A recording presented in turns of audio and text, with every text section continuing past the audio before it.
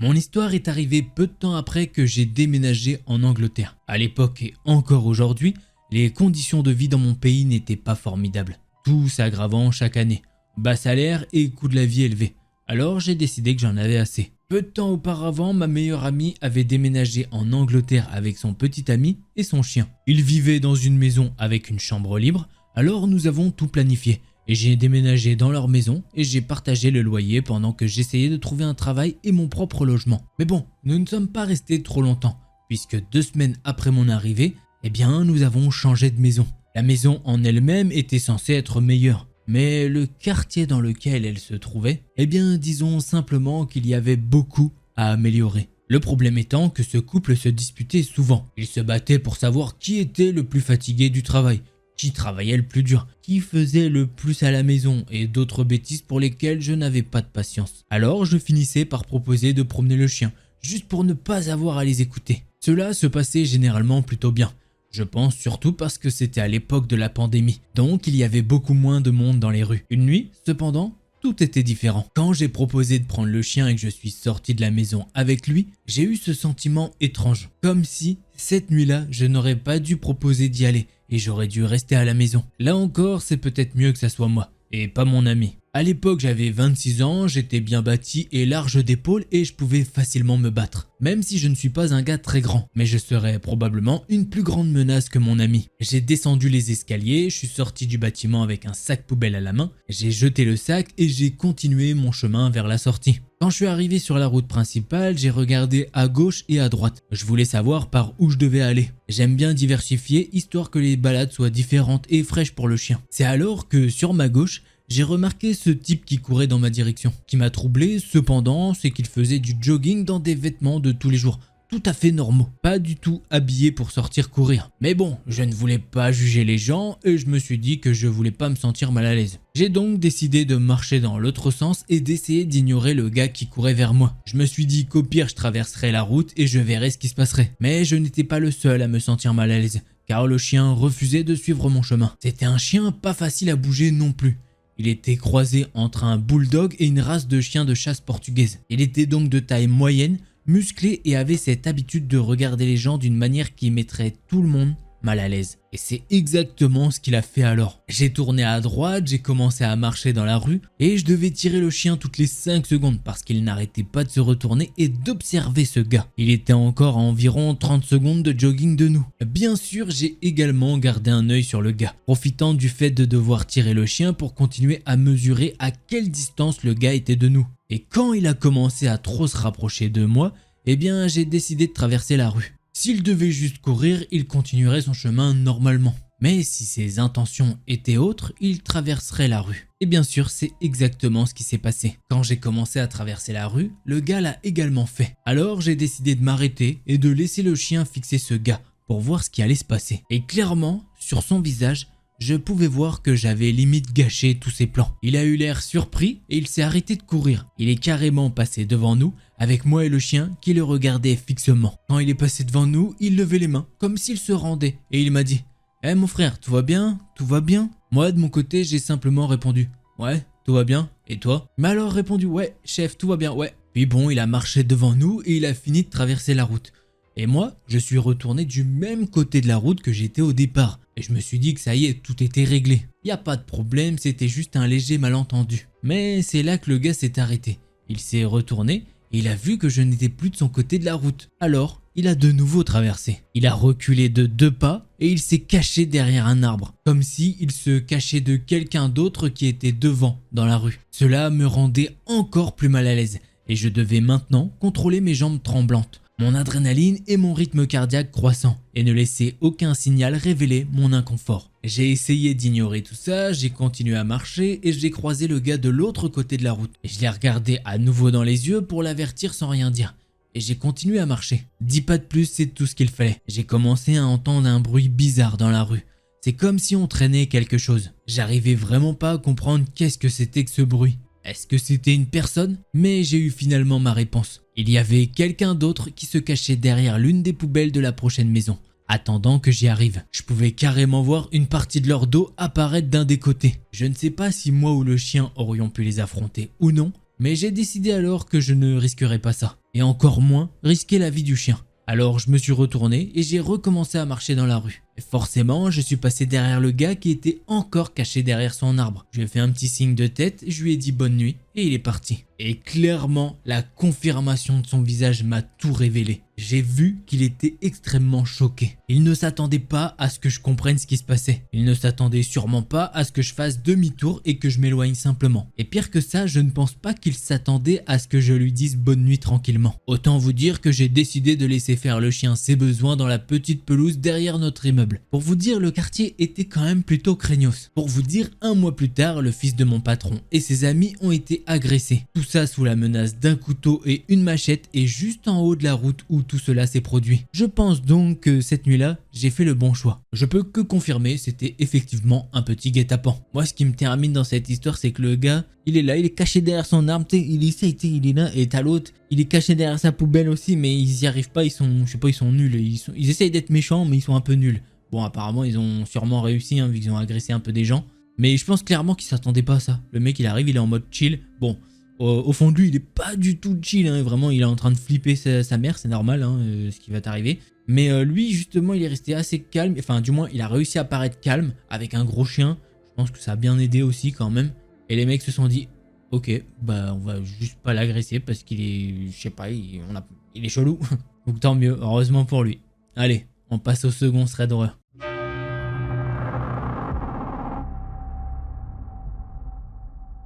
Alors avant que ça commence, eh bien je dois vous dire que c'est quelqu'un qui écrit sur Reddit depuis un compte jetable. C'est-à-dire que ce compte tu peux le relier à rien d'autre. Et la personne qui fait ça dit que justement c'est pour pas qu'on assimile ce compte là avec tous ces autres messages. Voilà, il veut garder un peu d'anonymat, c'est normal. Tout d'abord, je voudrais commencer par le fait que je ne suis pas croyant, ni en Dieu, ni en quoi que ce soit d'autre de supérieur. Je n'ai jamais été assez curieux pour me pencher sur des choses comme ça. Et même si Dieu existe, je m'en fichais tout simplement parce que clairement, avec de multiples opérations, littéralement depuis le jour de ma naissance, je n'étais clairement pas son préféré. Je suis un homme de 27 ans et j'ai subi plusieurs opérations cardiaques au cours de ma vie. J'ai commencé par un souffle cardiaque avec une réparation d'une valve cardiaque ouverte à ma naissance. J'ai ensuite subi une chirurgie de remplacement de la valve aortique à l'âge de 16 ans. Et un placement de stent dans l'artère coronaire près de mon cœur à 23 ans. Les chirurgies s'étaient toutes bien passées, jusqu'à ce que la troisième arrive. La mise en place de l'endoprothèse ne s'est pas déroulée comme prévu, et le ballon s'est gonflé tôt, arrêtant mon cœur presque immédiatement puisque l'artère coronaire a été coupée. J'étais cliniquement mort pendant 3 minutes. Au cours de ces 3 minutes qui m'ont semblé une éternité, je me suis senti aussi paisible que jamais. Comme revenir d'une dure journée de travail sans rien faire du reste de la journée et savoir que vous avez un jour de congé demain. Je me souviens avoir aimé la sensation, mais sans rien voir. Pas noir ou blanc ou quelque chose comme ça.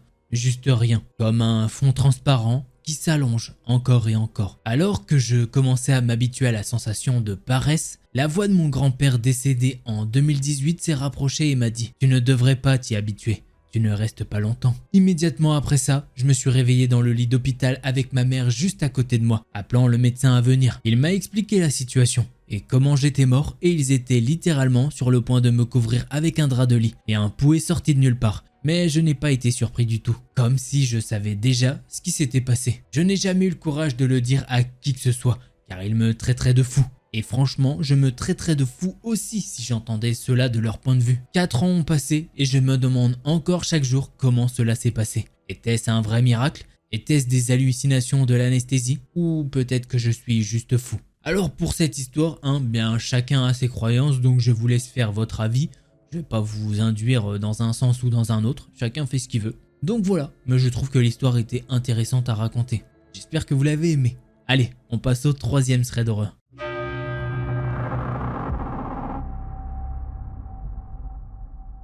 Alors juste avant que je commence à vous raconter ce thread d'horreur, eh bien la personne, elle nous dit que justement ce thread va être un petit peu long et qu'elle s'excuse si parfois ça n'a pas forcément beaucoup de sens. Mais quand elle écrit cette histoire, elle en fait encore des crises de panique. Voilà, c'est juste pour vous dire qu'effectivement, eh bien ça a bien profondément marqué cette personne.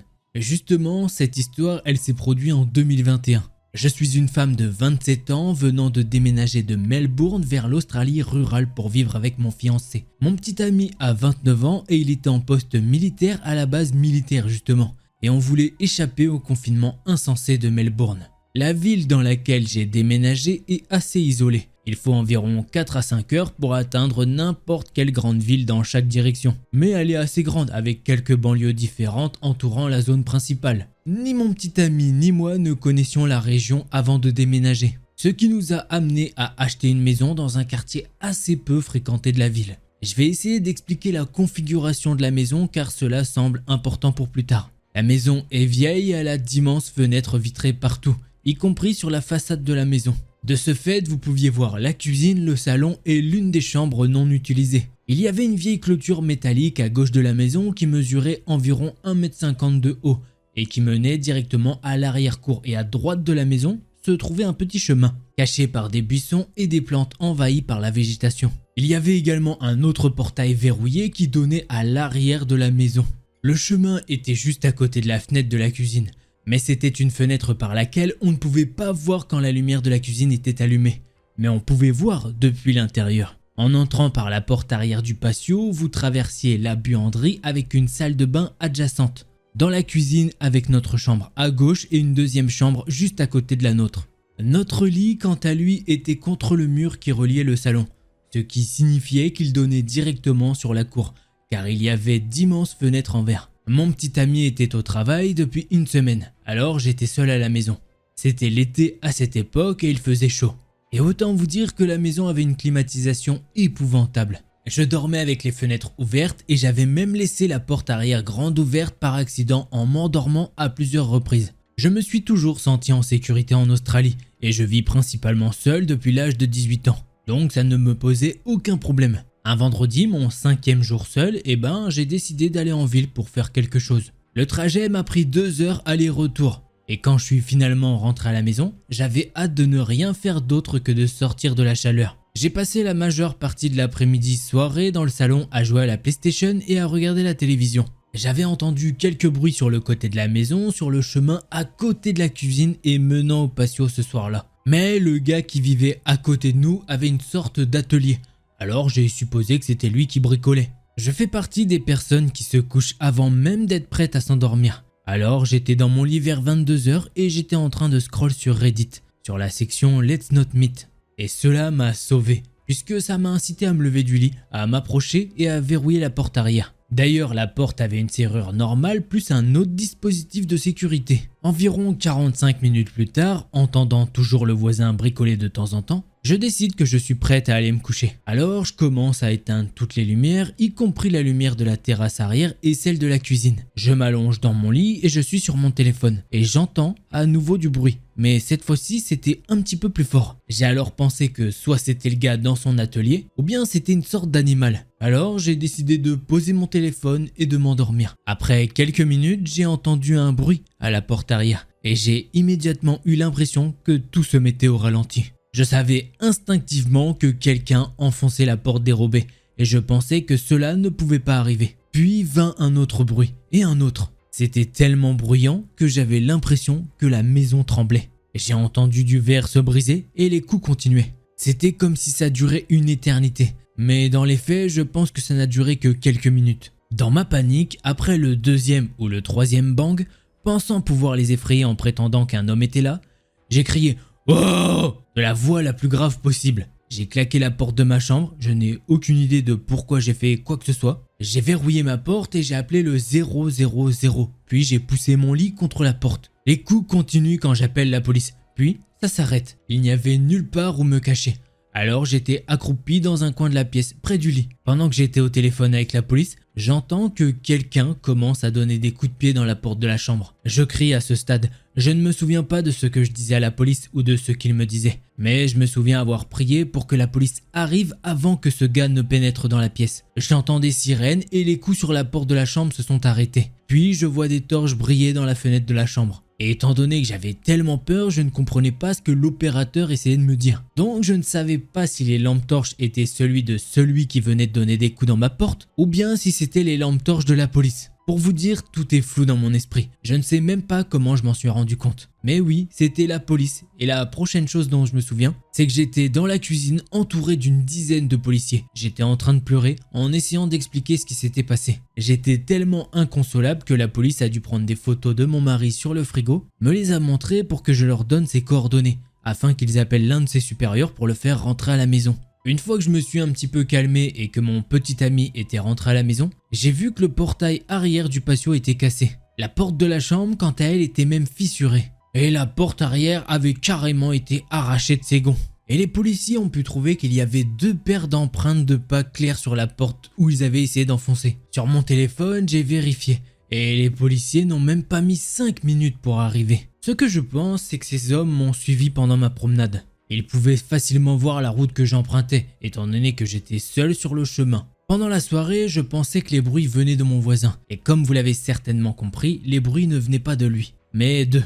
Dès que j'ai éteint les lumières, ils se sont mis à bouger. Je ne pense pas qu'ils s'attendaient à ce que la porte arrière soit si difficile à casser. C'est pourquoi ils ont brisé la fenêtre de la buanderie pour la déverrouiller. Mais malheureusement, ils ne pouvaient pas la déverrouiller sans la clé. Ces hommes n'ont malheureusement jamais été arrêtés. Et nous avons fini par déménager au cours des semaines suivantes. Mon mari et moi avons fini par nous séparer car il était régulièrement sur le terrain ou en service la nuit. Et je ne pouvais plus être seul à la maison la nuit. Je paniquais toute seule. Je pleurais et je ne dormais pas jusqu'à ce que le soleil se lève. Et ça mettait énormément de pression sur notre relation. Ce n'est qu'après que j'ai compris que je souffrais de troubles du stress post-traumatique. Je vis maintenant dans ma ville natale, dans un immeuble doté d'une sécurité 24 heures sur 24 et 7 jours sur 7. Il y a 1 milliard de caméras et j'ai 2 chiens. Alors aux gars qui ont essayé de défoncer ma porte arrière et tenté d'entrer dans ma chambre, je n'ai aucune idée de ce que vous alliez me faire, mais ne nous rencontrons pas. Et voilà, c'est ainsi que se termine ce thread d'horreur. Et bien heureusement qu'effectivement la porte arrière était vraiment bien blindée. Ça se trouve en fait la porte avant, elle était beaucoup plus fragile. Alors tant mieux qu'ils aient fait le choix de passer par la porte arrière quand même. Et par contre, truc qu'on peut noter, la police en Australie, là, sur cette affaire, en tout cas, elle est allée très très vite, moins de 5 minutes. Bon, après, les routes sont dégagées, donc ça aide pour carburer, quoi. Mais bon, quand même, bravo à eux.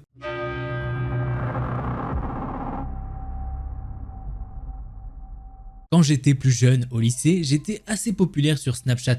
Et j'avais un profil public avec des milliers de followers.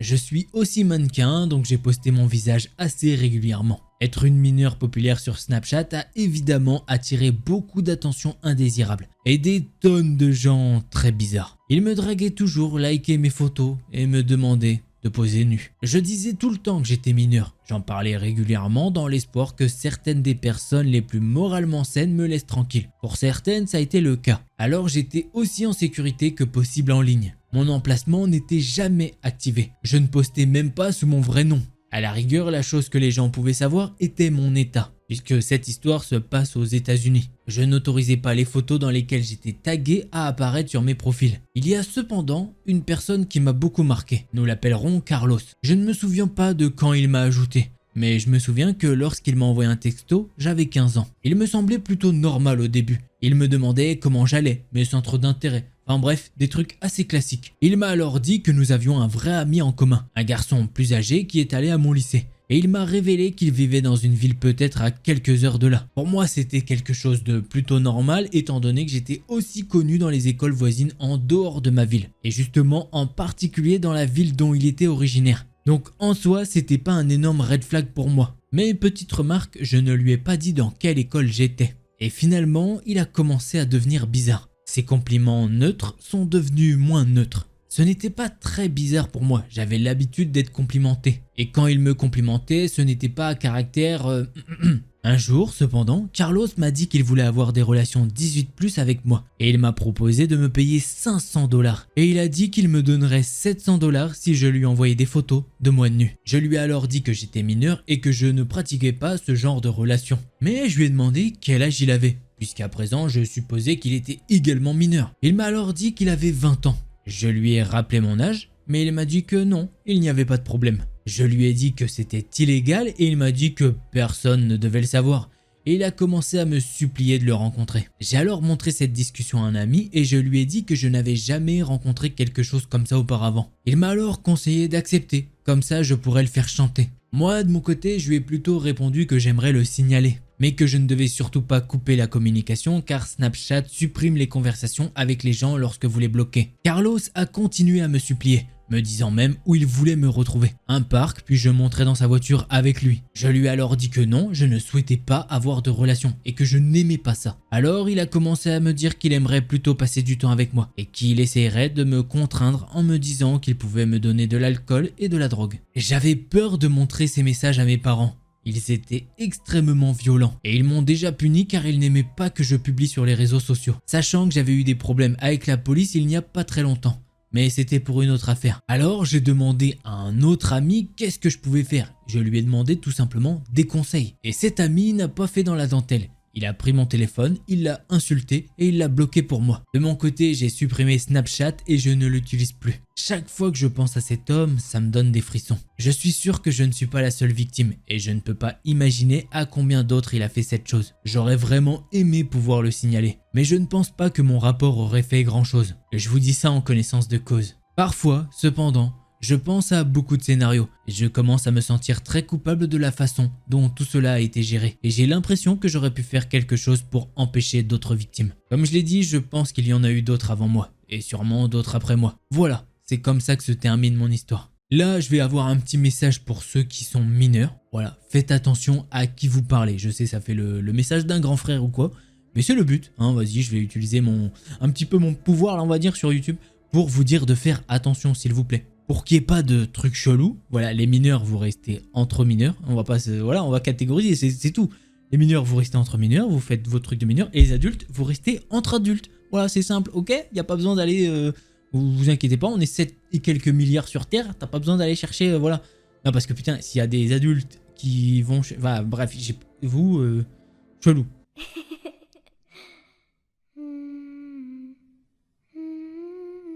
Alors juste avant de commencer cette histoire, il faut que je vous dise qu'elle est particulière. Bon, j'ai pas le mot, je peux pas vous en dire plus.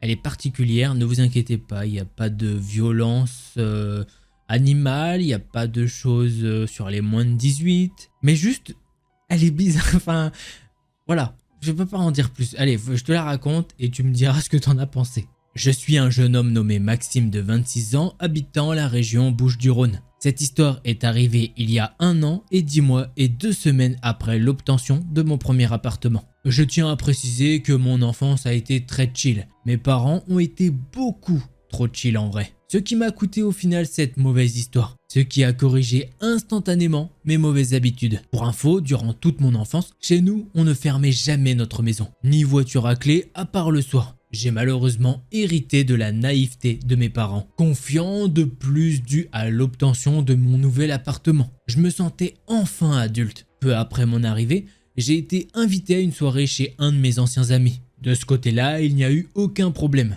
La soirée s'est bien passée et s'il vous plaît ne faites pas ça, mais je suis rentré en voiture totalement alcoolisé. Alors que j'allumais le moteur puis mon poste radio complètement saoul, je me suis mis à chanter comme un mongol pensant être seul. Jusqu'à ce que mon regard atteigne le rétroviseur central de ma voiture qui est très mal réglé à ma grande chance. Celui-ci donnait sur des chaussures Nike rouge et noir très usées, qui comme vous l'auriez deviné, n'étaient pas les miennes. Mon souffle s'est alors coupé d'un coup et je regardais plus attentivement. Il y avait effectivement une personne cachée sous une bâche noire, de même couleur que les sièges arrière. C'est alors qu'en un instant, je me suis rendu compte que si la personne avait voulu m'attaquer plus tôt, elle l'aurait fait. La meilleure solution était donc d'agir comme si de rien n'était. Je voulais absolument faire croire que je n'avais rien remarqué. Malgré tout, avec l'énorme arrivée de stress en plus de l'alcool, je commençais à avoir mal au ventre. C'est donc peut-être grâce à l'alcool, mais je décide de tourner ça à mon avantage en me relâchant. Preuve de plus pour le ravisseur que je suis totalement à l'aise et que je me crois tout seul. Ainsi, j'ai chanté totalement bourré tout en lâchant allègrement mes meilleures caisses, asphyxiant un total inconnu pendant 20 minutes. J'avais vu par ailleurs dans le rétroviseur les chaussures bouger plusieurs fois. Peut-être que l'odeur de mes fesses l'avait atteint. En revenant chez moi et après m'être garé, sans perdre un instant, je suis sorti d'une vitesse affolante due à l'adrénaline. En même temps, le monsieur, oui, c'était une voix d'homme, s'est mis à crier. Il a sûrement dû se rendre compte que j'étais en panique. Il a ensuite essayé d'ouvrir la portière gauche en essayant de m'attraper le manteau. Un combat de force s'est entamé. J'ai fini par gagner, sûrement car il était en mauvaise posture, à moitié allongé avec sa bâche, l'odeur de mes fesses qui l'avait sûrement déboussolé. Après l'avoir enfermé, j'ai directement fermé à clé ma voiture. Je me suis empressé de rentrer chez moi en panique. Puis de même, j'ai fermé à clé mon appartement. Tout de suite après, je suis parti démouler mon meilleur cake tout en appelant les policiers. À leur arrivée, ils auraient apparemment découvert la vitre du coffre pétée sans personne à l'intérieur. Seulement, ils m'ont aussi fait part de traces de lutte, plus précisément de marques de couteau ou d'un objet tranchant sur le siège arrière, que l'homme a sûrement dû faire en se débattant lors du duel de force. Sain et sauf, voilà comment j'ai survécu grâce à mon instinct, l'alcool et mes fesses. Voilà, c'est ainsi que se termine ce thread d'horreur. Dès comme ça, c'est pas souvent qu'on va en voir et c'est pas souvent on l'a, enfin en tout cas, on l'a jamais eu. Et ça fait bizarre, je vais pas vous mentir que ça c'est pas facile à dire, hein. Faut rigoler entre deux prises des fois. Parce que bon bah en soi, c'est pas fou comme histoire, j'ai envie de dire, c'est pas fou. Genre t'as pas envie de te faire agresser par un mec sur le siège arrière. Mais effectivement, le fait qu'il fait que péter, je suis désolé, mais moi, par exemple, l'histoire, comment elle s'appelle dans mon dossier, c'est un homme qui pète. Ouais, je suis désolé, mais l'histoire, c'est ça, c'est un homme qui pète. Et qui, grâce à ses paix, peut-être, ça a géré. Peut-être que effectivement le mec voulait l'attaquer, il était dans le gaz, quoi, et ça l'a pas mis bien. Et par contre, le jeune homme de l'histoire a bien géré. Il a fait genre comme s'il ne savait rien. Alors qu'au final, il y avait quelqu'un effectivement prêt à l'attaquer sur le siège arrière. Donc en soi, très bon move, hein, clairement, bravo d'avoir pété autant. Voilà. Par contre, prochaine fois, on prend pas le volant, effectivement, en étant bourré. Allez, on passe à la prochaine histoire.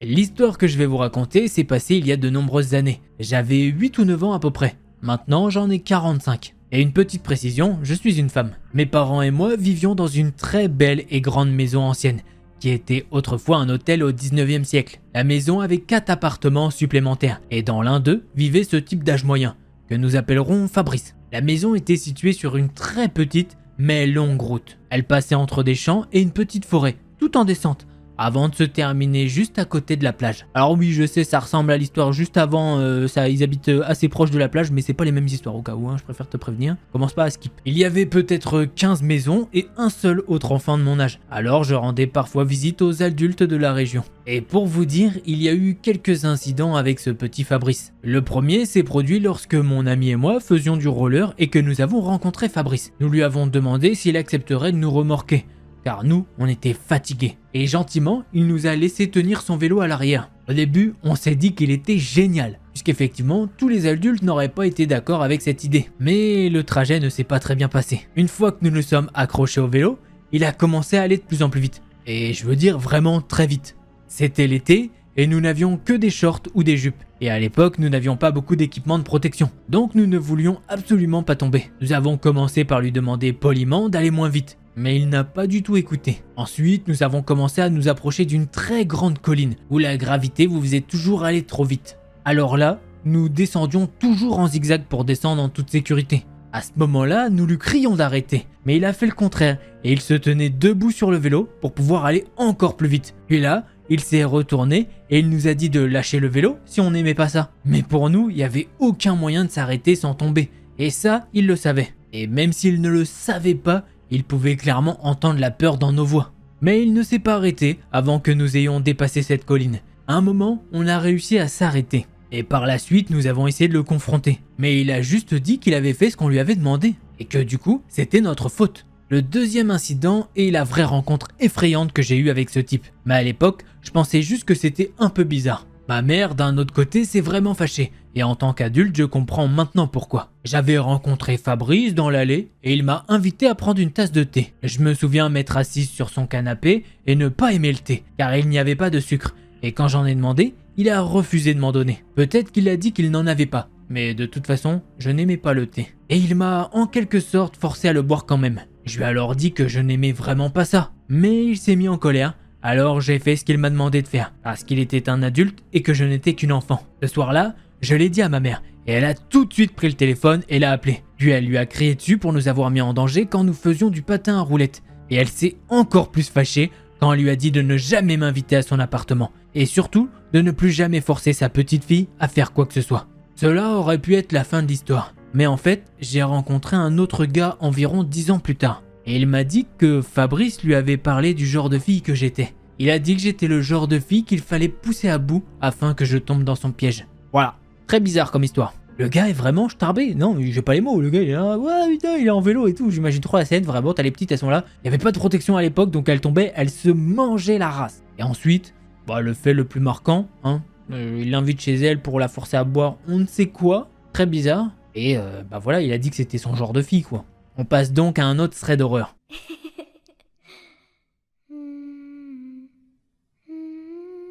Pendant le confinement, il m'est arrivé quelque chose de pas très impressionnant, mais qui m'a tout de même rendu encore plus parano que je ne le suis déjà. Il faut savoir que je suis de base quelqu'un de peureuse et prudente. Je suis en plus atteinte de phobie sociale, au point de faire des crises de panique lorsque je suis entouré d'étrangers.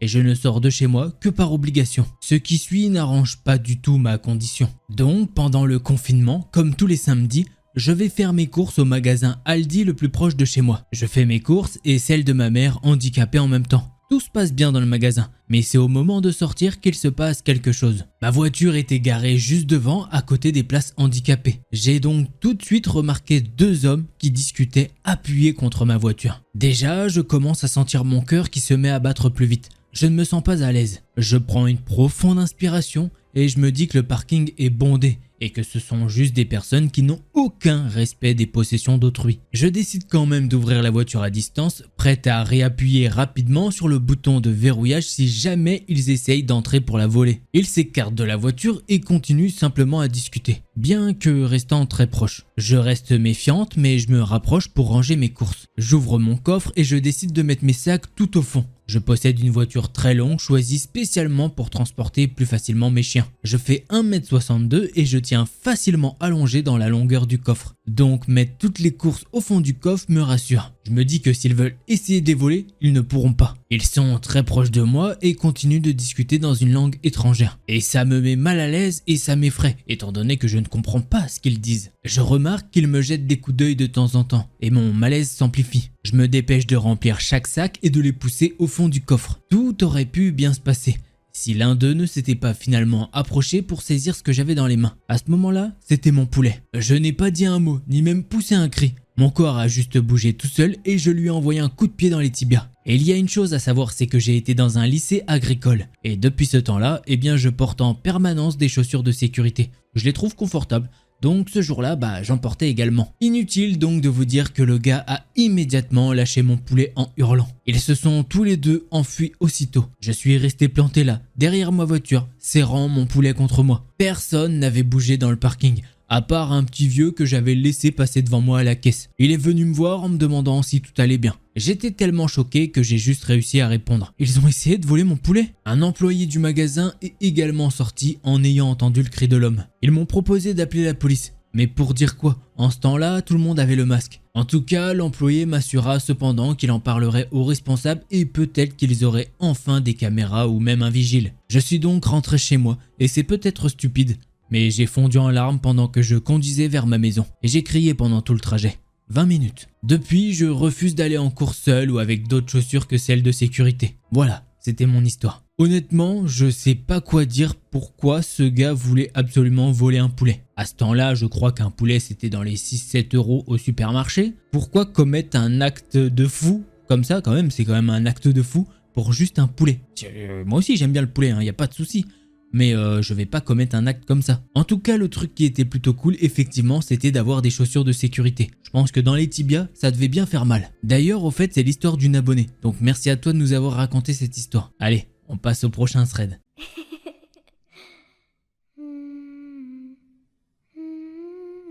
Mon histoire est assez bizarre, spéciale à vrai dire. Elle a dans un sens de la logique et d'autre part non. Beaucoup d'entre vous ne vont pas forcément me croire, et à vrai dire, si quelqu'un m'aurait raconté ce que je suis prête à vous raconter, je ne l'aurais peut-être pas cru. Alors tout d'abord, je vais vous décrire où je vis. Je vis dans la campagne où il n'y a pas beaucoup de maisons. Et quand le soleil se couche, il n'y a pas beaucoup de lumière qui illumine les allées du petit village où j'habite. Ma maison se situe tout au fond d'une petite allée où il y a 3 maisons de chaque côté. Mais les maisons sont bien espacées. Donc l'allée pour aller à ma maison est assez grande. Toute cette histoire commence quand je suis sur le point de dormir. Comme à mon habitude, je mate un petit film. Je vais dans la salle de bain, puis je vais me coucher. Je pense que je vais dormir aux alentours de 23h, 23h30 à peu près. Je ne regarde pas exactement à quelle heure je me couche, mais ça doit être dans ces alentours. Je mets un peu de temps avant de m'endormir, mais une fois que je m'endors, c'est compliqué de me réveiller. Pour vous dire, je dois mettre 4-5 fois le réveil pour bien me réveiller tellement mon sommeil est lourd. Bref, je ferme les yeux, je cogite et je m'endors. C'est là que les choses bizarres commencent. Je me suis retrouvé dans une rue de mon village, pieds nus et en sous-vêtements. Il fait nuit et il fait vraiment sombre. J'essaye de regarder à droite et je ne vois rien. Je regarde à gauche et il n'y a rien. Toutes les maisons qui m'entourent sont éteintes. Il n'y a pas de lumière, sauf la rue qui est éclairée par des lampadaires. Je m'avance dans la rue et dès que j'arrive à peu près vers le premier lampadaire, la lumière s'éteint. Je commence à avoir peur. Il faut savoir que je n'ai pas forcément peur du noir, mais cela m'angoisse d'être seul dans le noir. Alors je commence à accélérer le pas dans la rue. J'arrive à côté d'un autre lampadaire et bim, il s'éteint également. J'avance et c'est tout le temps le même schéma. Les lampadaires s'éteignent à tour de rôle. Puis enfin, j'arrive dans ma rue. Sauf que sur le côté de la rue, eh bien il y a un champ. Et il me donne la chair de poule. Puis un son sorti d'outre-tombe se fait entendre venant du champ. J'ai peur, je me sens oppressé, je me sens pas bien du tout. Je tremble, j'ai peur et je me réveille dans mon lit en sueur. Je me dis alors que ce n'est qu'un rêve. J'ai juste fait un cauchemar, je regarde mon réveil et il est 7h10. Il me reste 20 minutes de sommeil mais j'ai bien trop peur de retourner dans ce cauchemar. Je décide donc d'aller me préparer pour aller au travail. Grâce à cette journée de travail, j'ai pu oublier ce cauchemar. D'ailleurs, je l'avais complètement oublié, jusqu'à ce que j'aille me coucher le soir. Je ferme les yeux et je me retrouve comme dans le précédent cauchemar. Il fait nuit, je ne vois pratiquement rien, mais à une différence près. Un lampadaire sur deux est allumé. Je suis en sous-vêtements et toutes les lumières des maisons sont éteintes. Et une précision que je n'ai pas dite la dernière fois mais qui semble logique, il n'y a pas d'être humain dans mon rêve. Je suis vraiment toute seule. J'avance comme dans le cauchemar précédent et comme la dernière fois, les lampadaires s'éteignent. Le truc c'est que c'est beaucoup plus sombre que la dernière fois. Et plus j'avance et plus je sens qu'il fait froid. Il fait vraiment froid. J'avance et les lampadaires s'éteignent à tour de rôle. J'ai froid et j'ai tellement froid que j'en tremble. J'avance encore et encore et j'arrive dans la ruelle. Je reste devant ma ruelle et j'ai l'impression qu'il ne faut pas que j'y aille. Mais c'est comme s'il y avait quelque chose qui me poussait à y aller. Je prends mon courage à deux mains et le froid me brûle la peau. J'ai les pieds qui me brûlent. J'ai de la buée qui sort de ma bouche tellement il fait froid. Puis, je m'arrête. Il fait tellement froid que je n'arrive plus à bouger. Je regarde à droite et il n'y a pas de lumière dans les maisons. Je regarde à gauche et je ne vois rien, à part de la brume qui sort des champs. Puis je peux entendre un bruit sortir d'outre-tombe. Ça me sort de ma torpeur et je me mets à courir. J'entends que ça me suit tout le long du champ. Je trébuche et je me réveille dans mon lit, en sueur. Et il est de nouveau 7h10. Je me suis encore réveillé à cette heure-là. Je suis trempé, mais comment dire? Eh bien j'ai froid. J'ai vraiment très froid. Puis j'ai une sensation bizarre. J'ai les pieds qui me brûlent. Je regarde mes pieds et effectivement, j'ai de grosses cloques au niveau des pieds. Pour tout vous dire, ce jour-là, je n'ai même pas pu me lever toute seule, car j'avais très mal. Puis 2 semaines sont passées et je n'ai pas fait d'autres rêves comme celui-ci. Alors j'avais oublié cette horrible impression quand j'allais me coucher. Puis un jour, je vais dormir. Je ferme les yeux et rebelote. Je me retrouve dans cette rue de village. Sauf que cette fois-ci, il n'y a rien qui est allumé. Je ne suis éclairé que grâce aux rayons de la lune, ce qui fait qu'il fait vraiment sombre. Je me mets à avancer dans la même direction. Vous vous demandez sûrement pourquoi je ne change pas de direction. Mais pour tout vous dire, j'ai l'impression que je ne peux pas changer là où je vais. Je dois tout simplement continuer dans cette direction. J'avance alors, j'ai peur, et le froid commence à arriver. Je sais que je vais être brûlé. Mais j'avance, j'ai peur, je frissonne et une espèce de brume commence à se lever. Mais cette brume n'est pas la même que celle qu'il y avait la dernière fois. Plus j'avance et plus cette brume devient rouge. Rouge sang. Puis j'arrive enfin dans la rue où il y a ma maison. Il y a toujours ce champ, sauf que cette fois-ci, il y a de la brume qui se mélange au champ et ça donne une atmosphère vraiment lugubre. Le champ devient sombre et rouge. J'avance et j'entends ce son horrible et mes pieds se mettent à trembler et je commence à bouger toute seule. Je cours, j'ai peur, je commence à pleurer. Je sais qu'il faut que je cours. Je regarde tout autour de moi et là, je vois une sombre silhouette qui me poursuit dans les champs. J'ai vraiment froid. Le froid me brûle littéralement les pieds, mais aussi la peau du visage. Je suis pratiquement arrivé chez moi. Ma maison est clairement en vue. J'ouvre la porte de chez moi, mais cette ombre m'a agrippé le pied et je tombe. Et j'ai l'impression que cette ombre est en train de m'arracher le pied. Je hurle, je me débats et j'ai mal. Mais l'ombre se rapproche et je ne distingue pourtant aucun trait, sauf une bouche terriblement horrible qui me sourit. Puis je me réveille dans mon lit. Je reste allongé, tellement j'ai mal partout. J'ai peur, mais j'arrive à me calmer. Je n'ai vraiment pas envie de dormir. J'ai peur que cette chose revienne, qu'elle revienne pour moi, puisqu'à chaque fois que je ferme les yeux, je vais toujours plus loin. Et c'est toujours de plus en plus dangereux. Même si ce n'est qu'un rêve, j'ai vraiment l'impression de vivre une horreur dans mes rêves et que c'est pour de vrai. Et j'ai l'impression que si je ferme les yeux encore une fois, quelque chose, mais alors quelque chose de terrible va arriver. Cette fois, je ne suis pas sûr de revenir de ce rêve si je m'endors. Alors je commence à me relever et je vois que mes pieds ne sont pas si brûlés que ça. Mais par contre, j'ai un énorme bleu et des griffures au niveau de ma cheville là où l'ombre m'a agrippé. J'ai pu me rendre au travail ce jour-là, mais j'ai passé la pire journée de ma vie. J'avais vu sur internet qu'avant d'aller dormir et pour éviter les cauchemars, faire une petite balade pour se libérer l'esprit est bon. Donc je suis allé faire une petite balade de nuit dans mon village. Toutes, et je dis bien toutes les lumières sont allumées. Et rien de grave n'arrive dans mon village. Donc j'essaye de ne pas penser à ce rêve et de me détendre. J'ai trouvé un petit coin sympa et je suis resté là 1 heure pour me détendre. Et je vous avoue que ça m'a été plutôt utile. Quand j'ai décidé de rentrer chez moi, j'étais apaisé. J'ai alors pris le chemin du retour. Je suis arrivé dans ma rue et toutes les lumières étaient éteintes. J'ai eu un frisson qui m'a parcouru toute la colonne vertébrale. J'ai fermé les yeux et je me suis dit « Calme-toi, ce n'est qu'un rêve. C'est juste une coïncidence. Allez, calme-toi, c'est rien. Ça doit juste être un petit problème. » J'avance dans la rue et bien sûr, je ne suis pas totalement dans le noir cette fois-ci. J'ai pris mon téléphone pour m'éclairer. Il y a quelques lumières dans les maisons, mais il y a une brume. Pas rouge, mais une brume qui commence à arriver petit à petit. Et il commence en plus à pleuvoir. Pourtant, quand je suis sorti, il n'y avait aucun nuage. Mais bon, je me suis dit que je devais accélérer le pas. Étant donné que je n'avais pas grand chose sur moi, j'étais juste en jupe et avec un petit haut. Alors je commençais à être trempé. Je me mets alors à courir et j'ai froid. Et je commence à trembler. Bien sûr, je n'entends pas de bruit chelou,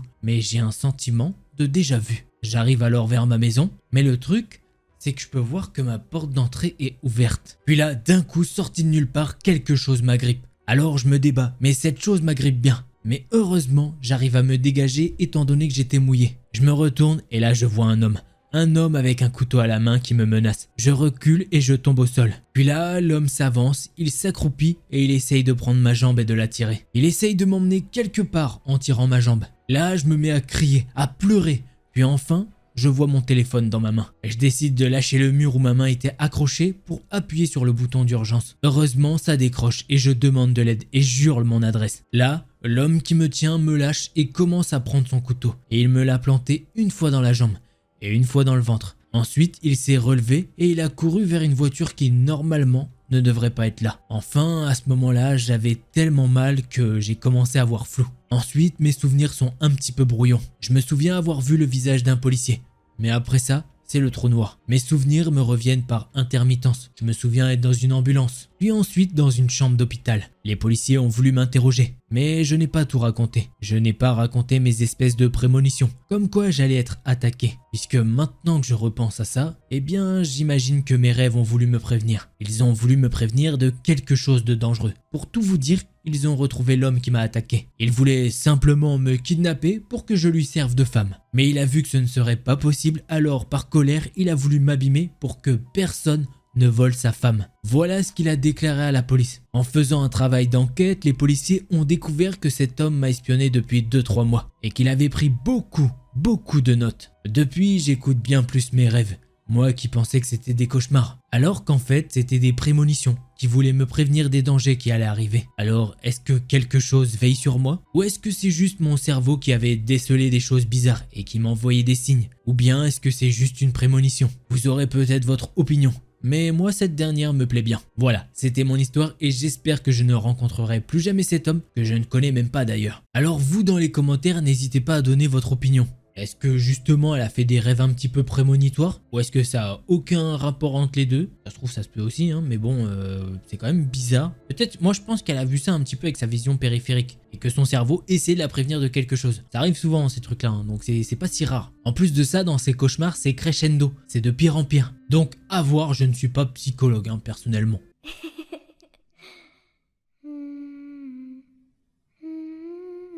Je vais raconter cette histoire juste pour faire prendre conscience aux gens des dangers auxquels ils peuvent s'exposer en vendant des articles en ligne. Je reçois un message de quelqu'un me disant qu'il veut acheter un article spécifique et dès le départ, la personne est assez insistante. Je voulais gagner de l'argent, alors j'ai répondu. Pendant tout le temps où je parlais à cette personne, quelque chose ne tournait pas rond. Cette personne que nous appellerons Archie était un peu bizarre dès le premier message. Il n'arrêtait pas de changer l'heure à laquelle il venait chercher l'article. Il m'a demandé si j'avais de la monnaie pour un certain montant et j'ai dit non. Tout ça c'était avant qu'il ne vienne chez moi pour récupérer l'objet. Je lui ai alors dit qu'il devrait sûrement aller quelque part pour aller faire un petit peu de monnaie. Au bout d'un moment, il a garé sa voiture au coin de ma rue, donc je ne pouvais pas voir cette voiture. J'ai pu sentir que quelque chose n'allait pas, étant donné qu'il m'a remis un montant incorrect.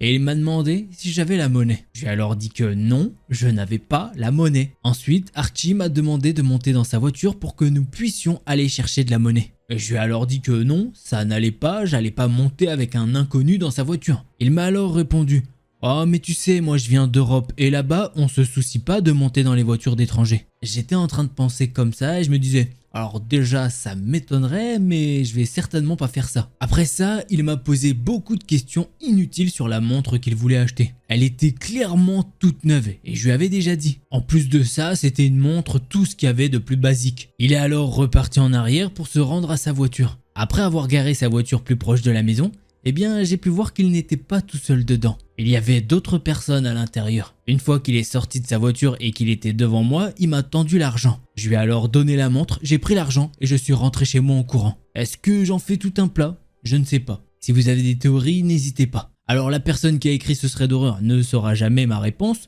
à moins qu'elle regarde mes vidéos, et ça bah merci à toi. Mais clairement, je pense que non, elle se fait pas des films. Le gars est très bizarre, hein, pourquoi il demande tout le temps, enfin... La réponse elle est claire, t'as de la monnaie? Non, va en chercher toi-même, c'est point barre. Le gars donc il fait toujours pas la monnaie et en plus il gare sa voiture très loin là-bas avec des gens à l'intérieur.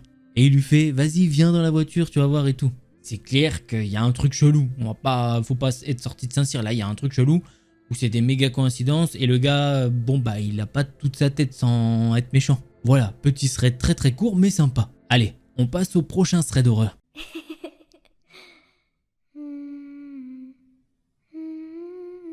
Bonjour, moi c'est Max, pronom Yel, il, je suis français du Sud, j'ai bientôt 19 ans. Déjà, petite info, il faut savoir que j'ai toujours traîné sur ce subreddit, mais j'avais jamais pensé pouvoir écrire mon propre subreddit, et franchement, je m'en serais bien passé. L'histoire que je raconte s'est produite il y a environ une semaine. Remise en contexte, j'ai subi en un mois une perte de 20 kilos, ce qui bien sûr a été très dur à supporter pour mon corps, et donc j'ai fini à l'hôpital. J'en suis sorti aujourd'hui et donc je peux enfin me livrer. Mais sinon j'y ai passé près d'une semaine et demie. Tout ça commence une nuit. Étant hospitalisé chez les adultes désormais, les nuits sont très chaotiques et peu reposantes. C'est donc là que tout commence. Normalement il y a des passages réguliers des infirmières, vers 22h, puis 2h et enfin 5h du matin. Ce jour-là je m'endors vers 22h30. Peu après le premier passage des infirmières. Petit détail, je suis dans une chambre double, mais il n'y a personne avec moi. C'est près d'une heure après m'être endormi que je me réveille, suant, avec ce feeling souvent décrit sur ce Reddit, une impression d'être observé. Je ne sais pas s'il s'agit réellement d'une sorte de paralysie du sommeil, mais quand j'ouvre les yeux, la porte de ma chambre est ouverte et un homme se tient là. Je ne vois à ce moment-là que sa silhouette grâce à la lumière du couloir. Pensant rêver, j'essaye immédiatement de me rendormir. Je ne mentionne même pas cet événement à mes parents le lendemain ou aux infirmières, persuadé d'avoir rêvé. Ceci jusqu'à 2 jours suivants. Je ne suis plus seul. Ma compagne de chambre est une vieille dame, clouée dans son lit. Je suis à nouveau réveillé vers 23h. Même sentiment, sueur, nausée, etc. Mais cette fois, l'homme que j'ai vu n'est pas à la porte, il est à côté de mon lit. La porte ouverte et la lumière du couloir m'y permettent d'y voir mieux. Il s'agit d'un patient, d'âge moyen, puisqu'il est perfusé au niveau du bras. Je suis absolument paralysé. Cet homme est à quelques centimètres de moi, simplement en train de m'observer. C'est la vieille dame qui partage ma chambre qui réagit, et elle lui crie de sortir de la chambre. Et il le fait. Je suis toujours paralysé et ma compagne de chambre tente de me parler et de me rassurer. Lorsque les infirmières qui ont été alertées par le bruit entrent, je suis en pleine crise de panique. J'en vomis même. Le fin mot de l'histoire, c'est que cet homme était un patient soigné pour troubles intestinaux, mais sous cachet à effet, et apparemment assez lourd. Pourquoi a-t-il choisi de venir me voir 2 fois? Je n'en sais rien et je préfère l'ignorer. Voilà. C'est comme ça que se termine cette petite histoire. Alors je dis petite en termes de pages, hein, parce que sinon, effectivement, t'es là, t'es à l'hôpital, bon déjà pas un truc très agréable, on va pas se mentir. Et dans la nuit, tu es réveillé car il y a quelqu'un au pas de la porte. Bon, là la personne elle croit qu'elle a rêvé. Et ensuite, deuxième fois, non, elle se rend compte que c'était pas un rêve. Et heureusement, il y a la compagne de chambre qui peut attester qu'effectivement c'est bien vrai. Voilà, petite histoire effrayante, on passe maintenant à la prochaine histoire.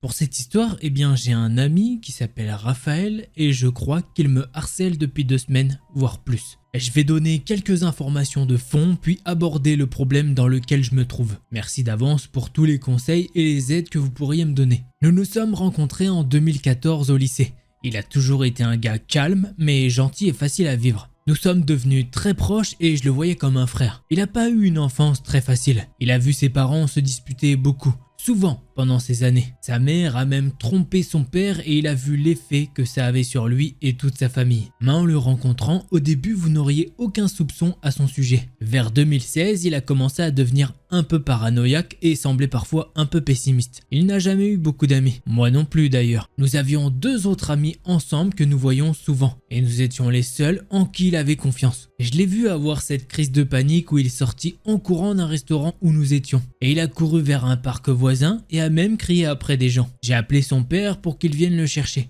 Et il l'a fait monter dans la voiture et lui a donné une pilule. Apparemment, c'était la 2e fois que cela se produisait. On fait maintenant une petite avance rapide jusqu'en juin 2021. Entre ce dernier épisode d'attaque et maintenant, Raphaël semblait tout à fait normal. Mais j'ai remarqué qu'il était un petit peu décalé. Il a rencontré une fille à l'université des mois avant, dont il doit être tombé follement amoureux. Mais elle l'a rejeté quand il lui a demandé un rendez-vous. Et elle l'a bloqué sur tous les réseaux sociaux après l'obtention de son diplôme. Ça a eu un impact considérable sur son état émotionnel et mental. Il y a eu un autre épisode où il a couru à l'extérieur de sa maison et a en fait provoqué quelqu'un. Ils se sont bagarrés et cette personne l'a bien frappé en état de légitime défense. Après ça, ses parents l'ont emmené à l'hôpital pendant cet été-là et il a été officiellement diagnostiqué schizophrène. Donc, de la fin 2021 jusqu'à maintenant, j'ai remarqué qu'il était plus silencieux.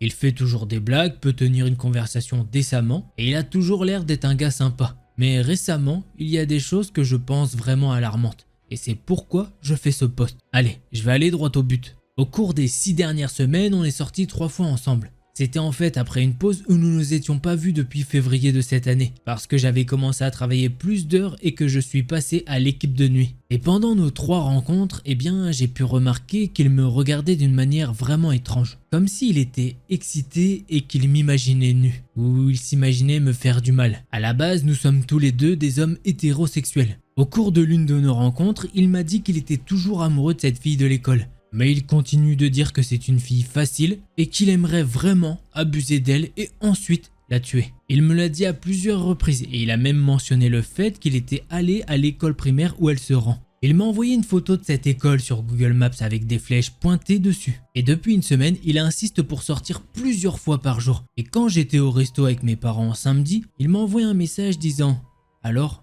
bon appétit ?» Oui, il peut voir ma localisation instantanément sur Snapchat, puisque j'ouvre souvent l'application pour parler à d'autres amis. Quand je suis allé au centre commercial, il m'a dit « Mais tu vas encore au centre commercial?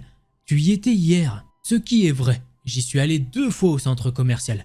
Une fois avec ma maman et une autre fois avec mes 2 parents, puisqu'en fait l'un de nos magasins préférés fermait. Alors on voulait tout simplement vérifier les bonnes affaires. Sur le chemin du retour ce jour-là, il m'a envoyé un message. « Mais tu n'as pas travaillé aujourd'hui, on aurait pu sortir ensemble. » Je lui ai alors répondu « Ouais, peut-être mercredi. » Et justement, mercredi c'est le jour avant que j'écrive ce post. Alors le lendemain après le centre commercial, il m'a envoyé des choses. Il n'arrêtait pas de me mentionner toutes les 10 minutes où j'étais sur l'application. En fait, il avait toujours fait ça pendant 2 ans, mais c'était pas quelque chose de régulier. C'était une fois tous les 2 mois à peu près. Mais maintenant, je peux remarquer que c'est quelque chose de vraiment préoccupant. Surtout qu'il a commencé à m'appeler son petit ami. Et la fois où je lui ai envoyé un message lui disant que je pourrais le voir cette semaine, il m'a répondu avec un emoji cardiaque. En vérité, je ne le verrai pas. Mais j'ai fait ça juste pour ne pas le mettre en colère. Quand je lui ai envoyé ce message, il m'a dit « Mais Tu penses que je peux attendre aussi longtemps pour voir mon petit ami? Dimanche dernier, je ne lui ai pas répondu pendant 4 heures et il n'arrêtait pas de me demander si j'étais en colère. Puis, il a dit qu'il voulait vraiment que je réponde. Pour vous dire, ce gars-là fait des choses très bizarres sur son téléphone. Il y a à peu près un mois, il m'a annoncé qu'il crée des faux profils sur son téléphone, histoire de pouvoir accéder à l'Instagram de cette fille. Il s'amusait à regarder ses filles et se touchait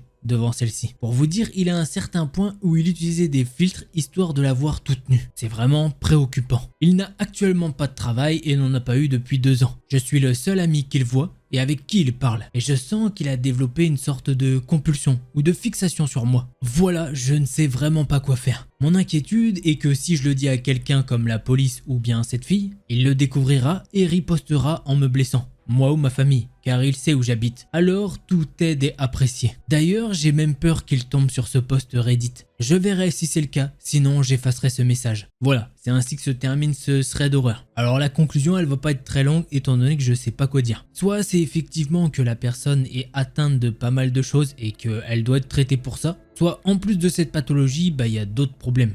Et de toute façon, elle doit être traitée pour ça. Voilà, je sais pas quoi dire de plus, alors on passe au prochain thread d'horreur.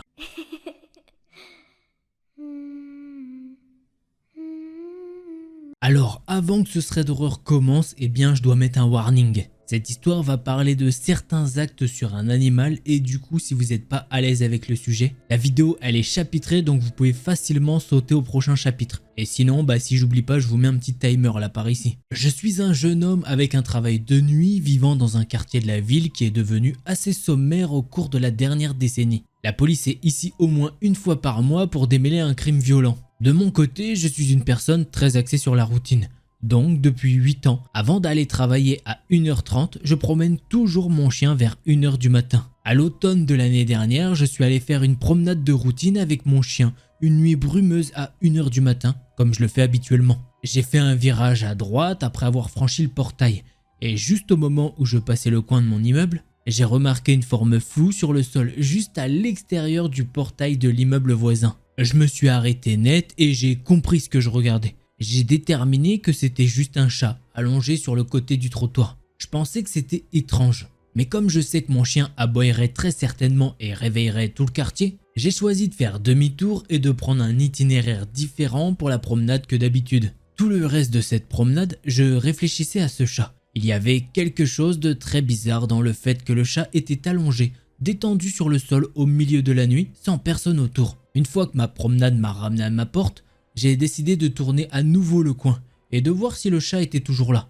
Attention, 15 minutes complètes s'étaient écoulées à ce stade. Et effectivement, il était toujours là. Même position et tout. Maintenant, je pensais que cette scène était encore plus étrange. J'ai emmené mon chien à l'appartement, j'ai mis mes vêtements de travail, j'ai attrapé mes clés de voiture et je suis parti. Alors que je sortais de l'ascenseur, l'image du chat détendu allongé à l'extérieur était toujours dans mon esprit, me laissant perplexe. Au lieu d'entrer dans le garage souterrain, j'ai décidé de sortir une dernière fois par la porte principale pour vérifier si le chat était toujours là. Je suis sorti, j'ai tourné le coin et encore une fois, le chat était toujours couché là. Comme mon chien n'était pas avec moi cette fois-ci, je me suis juste approché cette fois-ci pour vérifier si le chat allait bien. Quand je suis arrivé et que j'ai baissé les yeux, je l'ai regardé pendant un petit moment. Le chat ne respirait pas du tout.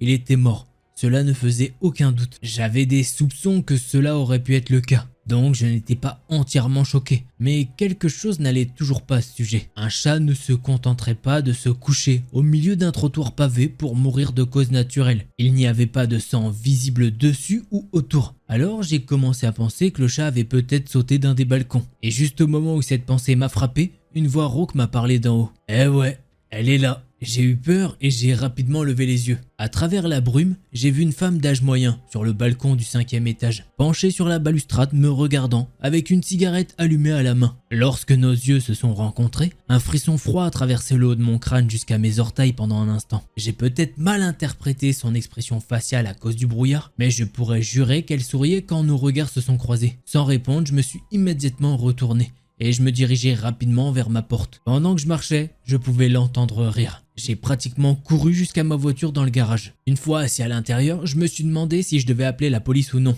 puisque chaque aspect dont je venais d'être témoin me donnait l'impression que ma voisine avait tué le chat. J'ai composé le numéro, mais j'ai décidé de ne pas le faire, car il voudrait peut-être que je reste pour un interrogatoire, ce qui pourrait me mettre en retard au travail. J'ai donc continué ma nuit comme d'habitude, faisant de mon mieux pour oublier l'incident pour le moment. Quand je suis rentré plus tard, le chat n'était plus là. Environ une semaine plus tard, je suis passé devant un voisin vivant dans le même immeuble que moi. Nous avons eu une petite conversation habituelle entre voisins, mais il s'est interrompu pour me demander si j'avais entendu parler de ce qui s'était passé dans l'autre bâtiment la semaine dernière. Je lui ai alors dit que non. Il m'a dit qu'une femme du 5e étage avait jeté son chat du balcon en colère parce qu'il avait fait pipi sur la moquette du salon. Le chat n'était apparemment pas mort immédiatement, mais toutes ses pattes étaient cassées lors de l'impact initial avec la chaussée en béton. La police a été appelée vers 5 h du matin lorsqu'un autre promeneur de chiens a vu le chat. La femme était toujours sur le balcon à ce moment-là. Elle parlait au gars pendant qu'il appelait la police. Je crois que les autres chats de la femme lui ont été enlevés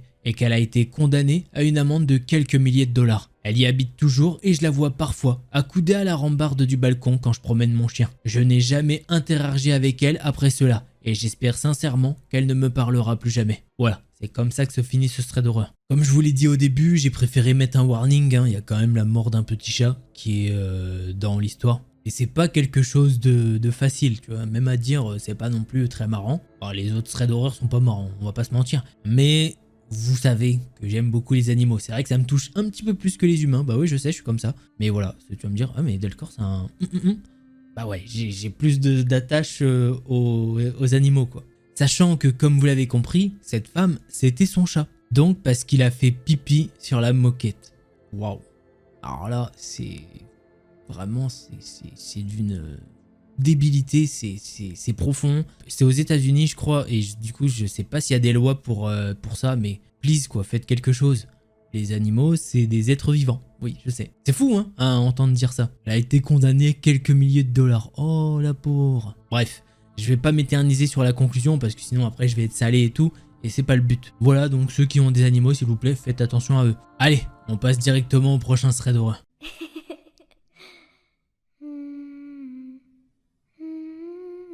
Alors, l'histoire que je vais vous raconter m'est arrivée aujourd'hui même. J'ai un ami qui vient tout le temps, parfois même chez moi à l'improviste et mon chien est obsédé par lui. Pour vous dire, ma chienne a carrément une façon spéciale de le saluer. Bref, il a déjà vécu des histoires étranges. Et justement, ça lui arrive plutôt dans sa vie de tous les jours.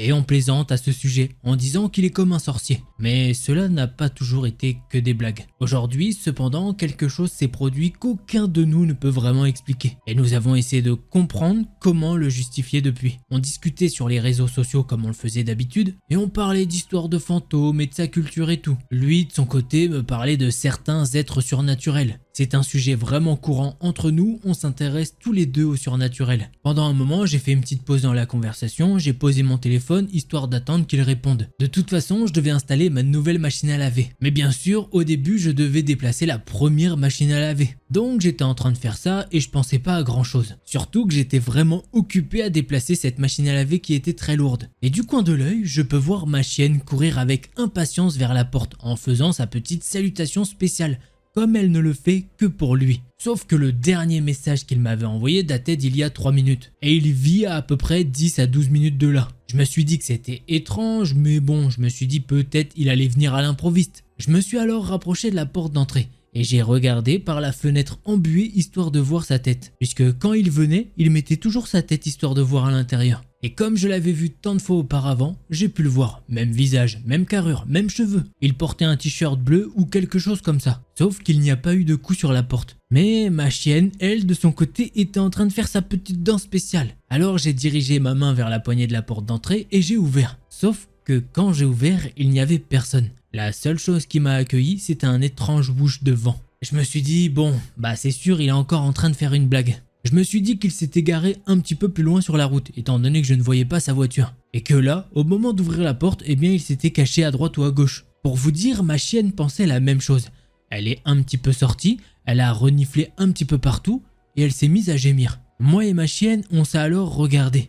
Et on s'est demandé, mais qu'est-ce qui s'est passé? Sachant que pendant ce temps, le temps passait, et il ne sortait pas d'une potentielle cachette. Je suis alors en mode, mais what the fuck? Et je ferme la porte. À ce moment-là, je commence vraiment à être effrayé. Je suis allé directement sur mon téléphone et je lui ai envoyé un message lui disant ce qui s'était passé. Et il s'est avéré qu'à peu près au même moment, il s'était assoupi au hasard pendant quelques minutes. Il ne portait pas de bleu mais avait une couverture bleue sur lui. Et pour prouver sa bonne foi, il m'a envoyé une photo de lui à ce moment même. Je me suis alors demandé mais qui était à ma porte en bleu alors? Il lui ressemblait comme deux gouttes d'eau. Et puis, il n'y avait pas que moi qui avait eu ce ressenti-là. La chienne avait fait sa petite danse spéciale. De toute façon, si ça avait été vraiment quelqu'un d'autre, ma chienne aurait aboyé. Elle n'aime pas forcément les gens qu'elle ne connaît pas. Après cet événement, ma chienne a été en état d'alerte pendant 4 heures. Elle ne faisait que scruter la porte. Quoi qu'il en soit, tout cela m'a fait flipper. Pendant qu'on parlait de ça avec mon ami, eh bien il m'a raconté qu'au moment de s'endormir,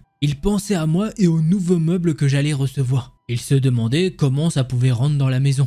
C'est alors qu'on en est venu à une conclusion. Est-ce que tout ceci n'est pas une projection astrale? Je sais, tout ceci est fou. Libre à vous de nous croire. Vous, qu'en pensez-vous? Toutes les idées sont les bienvenues. Voilà, c'est ainsi que se termine ce thread d'horreur. Alors celui-ci, pas commun comme thread, c'est la première fois qu'on a une projection astrale je crois. Du moins sur ce type d'événement. En plus, c'est pas que l'humain qui se dit « Ah, j'ai vu quelqu'un, il y a une forme et tout, nanani ». Là, tu peux à la rigueur, des fois, je sais pas, t'es très fatigué, il peut t'arriver des trucs ou des sensations de déjà vu. Mais là, il y a carrément la chienne qui fait la danse spéciale. Et je peux vous dire qu'il y a un truc que tu peux croire, c'est les animaux. Ils mentent pas, voilà, et les humains, c'est des menteurs. Les animaux, non. Bon, ils peuvent un peu mytho, mais bon, pas trop non plus. Surtout sur ce genre de comportement. Bref, je sais pas ce que vous avez pensé de cette histoire, mais moi je l'ai kiffé. Allez, on passe au prochain thread d'horreur.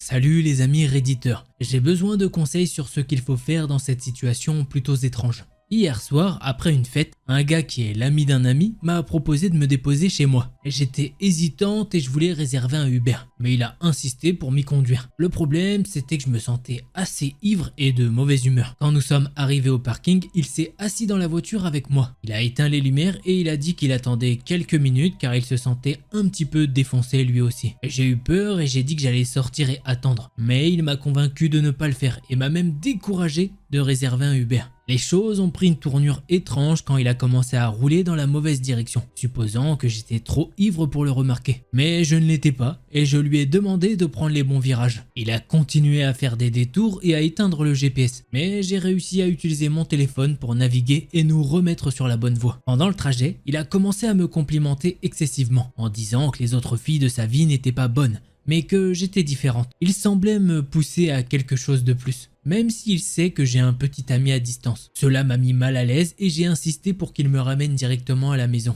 Après être arrivé à la maison, j'ai réalisé qu'il avait laissé sa carte d'identité dans mon sac. Maintenant, j'aimerais lui rendre. Mais étant donné le comportement bizarre pendant le trajet, je ne sais pas comment le faire en toute sécurité. Je ne veux plus le rencontrer seul. Et l'ami que nous avions en commun a déménagé dans un autre état. Quelqu'un aurait-il été dans une situation similaire? Est-ce que vous avez des conseils pour lui rendre sa carte d'identité? Voilà, c'est ainsi que se termine ce petit thread d'horreur. Vraiment très court, mais effectivement, on en a déjà vu plein de threads d'horreur et on sait, on va pas se mentir, qu'est-ce que le mec voulait dans la voiture. Enfin, voilà, je pense qu'il n'y a pas, malheureusement, je vais pas dire les termes, mais on sait ce qui se passe. Très insistant, très lourd, le mec comprend pas que non c'est non. Je crois que c'est sur Reddit américain, mais pour ce qui est de la carte d'identité, moi j'irais juste la remettre à la police. Puis après, ils font ce qu'ils ont à faire. Hein. Mais ouais, non, tranquille, tant pis pour sa carte d'identité. Hein. Le mec, non, tu vas pas prendre des risques pour lui. Hein. Bon voilà, petite conclusion, petite histoire. Voilà, j'espère que tu as kiffé cette vidéo. Si c'est le cas, un petit pouce bleu et un abonnement. Si t'en veux plus, je t'invite à aller voir cette vidéo-là. Allez, c'était Delcor. En attendant la prochaine vidéo, portez-vous bien. Tchuss les petits potes.